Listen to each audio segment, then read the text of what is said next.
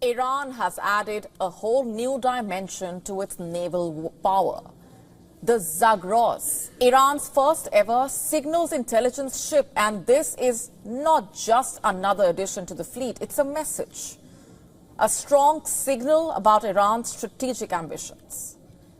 In fact, the Zagros is no ordinary vessel. According to reports, it's armed with advanced electronic sensors capable of intercepting communications, monitoring cyber operations and gathering intelligence. As per the local reports, Iran's Navy commander, Rear Admiral Shehram Irani, described the ship as, quote-unquote, the watchful eye of Iran's Navy in the seas and oceans. Further highlighting its significant role in maritime surveillance and electronic warfare, the unveiling you see comes just days after Iran's army added 1,000 domestically produced strategic drones to its arsenal. The unmanned aerial vehicles were reportedly distributed to combat units across various regions of the country and have an operational range exceeding 2,000 kilometers and are equipped with advanced features including high destructive power, low radar detectability, and autonomous operation without external control.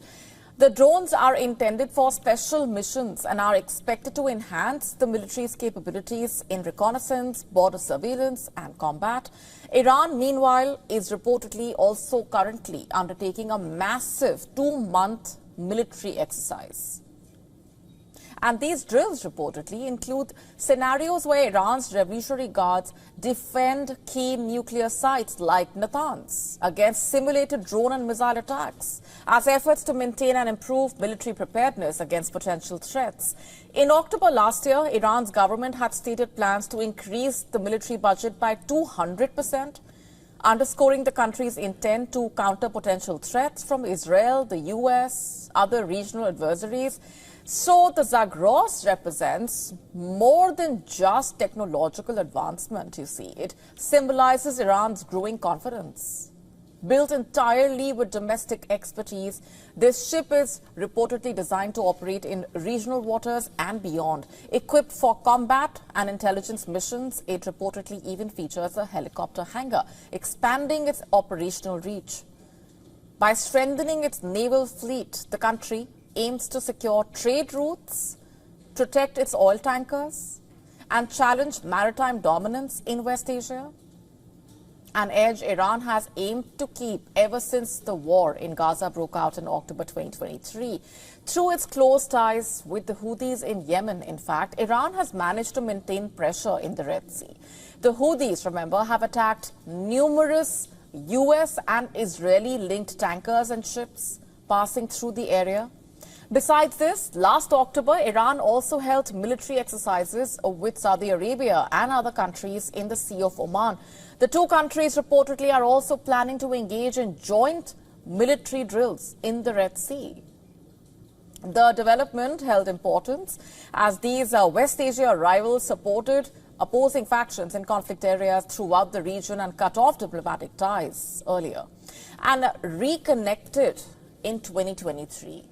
Through an unexpected deal mediated by China.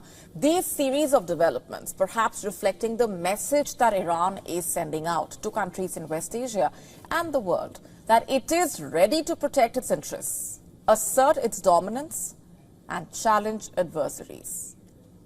Zagros is just a part of that broader quest.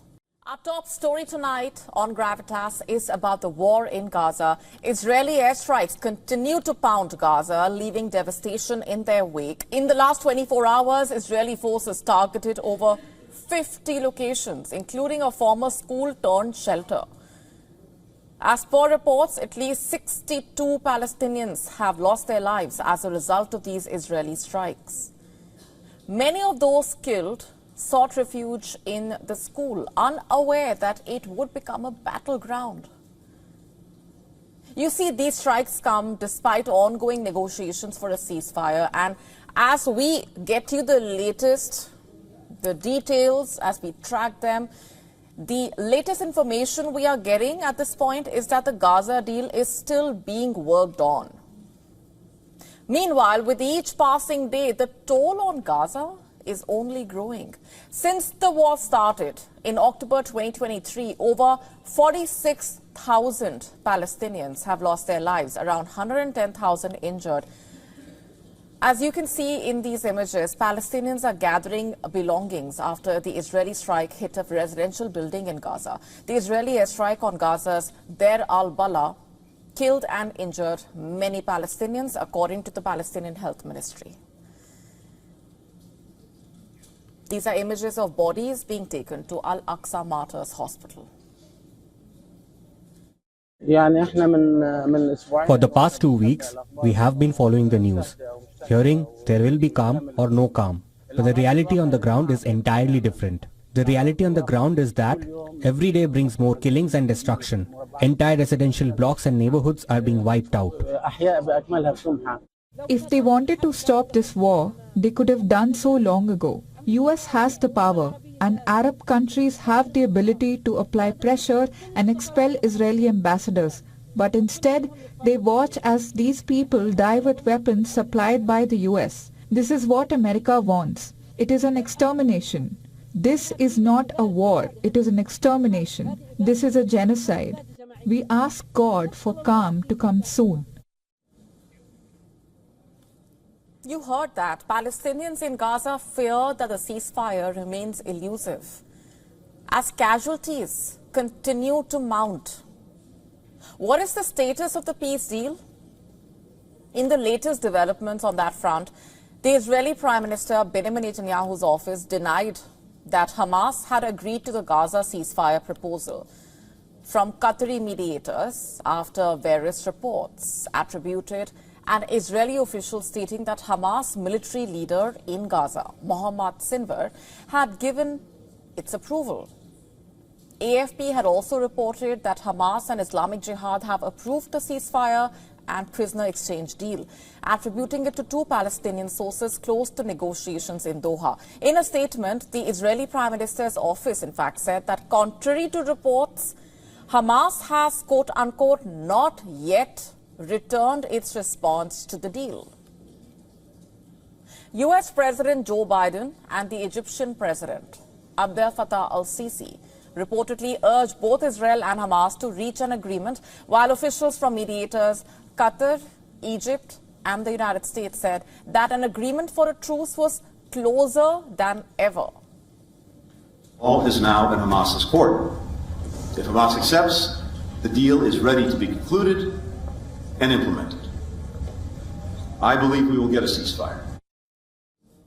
Hamas officials told Reuters late on Tuesday that the Palestinian group had not yet delivered its response because it was still waiting for Israel to submit maps showing how its forces would withdraw from Gaza. The US Secretary of State clarified that Israel will ultimately have to make concessions in the post-war scenario towards reuniting the West Bank and Gaza under a Palestinian Authority.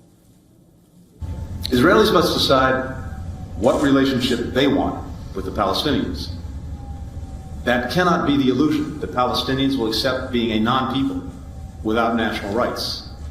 7 million Israeli Jews and some 5 million Palestinians are rooted in the same land. Neither is going anywhere.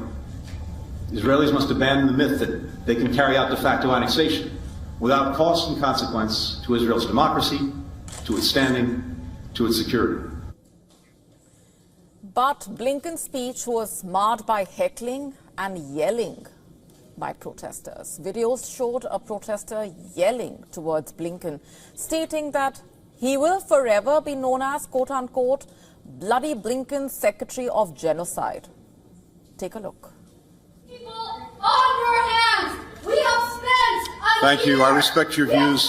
Please allow me to share mine. Thank you. Appeal to your humanity in front of your house. We've written you letters. We've held car rallies. The blood of innocent civilians, of children, is on your of innocent people. She further accused the United States of complicity in Gaza's suffering. Meanwhile, in Tel Aviv, thousands gathered, hoping and praying that a long-awaited deal for the release of the hostages is finally nearing. Actually, I'm afraid right now because right now the deal is not sealed. I'm waiting for the deal to be sealed. I mean, from Israel and from the Hamas. And I'm afraid that each minute that is passing, it might ruin this deal. And I hope that it's not going to be ruined. Meanwhile, in Jerusalem, hundreds of hardliners marched calling for the war to continue, underscoring how divided Israelis really are regarding the ceasefire. At the moment, Gaza continues to burn. How long will the people of Gaza and Israel endure the relentless cycle of violence? We cannot say for sure at this point. When it comes to the potential of a mouse, one should not underestimate the capabilities of the little creature after all.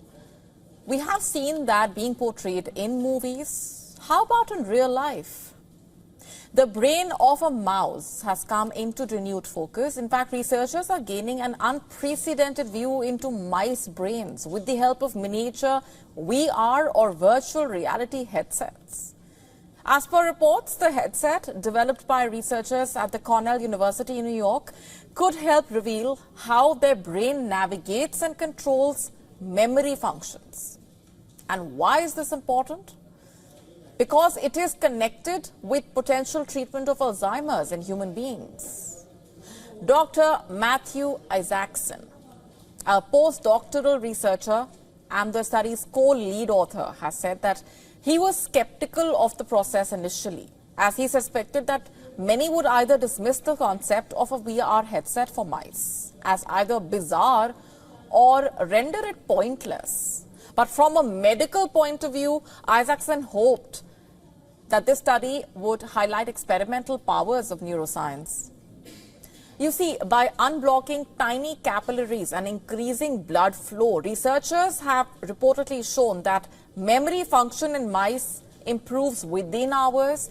And if the same technology can be applied to human beings, scientists hope that it could make major breakthroughs in diseases related to memory functions like dementia and Alzheimer's.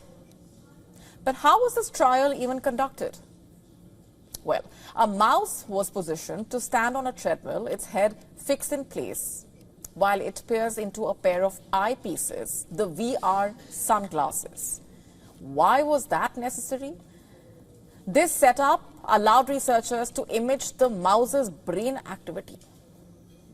In the goggles, it's very immersive, and it seems like they can really be tricked into thinking that this is a realistic situation. Like, for example, we had an experiment where we showed a looming visual stimulus to an animal with the VR goggles. Not just that, as per the study's authors, the same pair of VR goggles can be used to map brain activity in all kinds of mammals.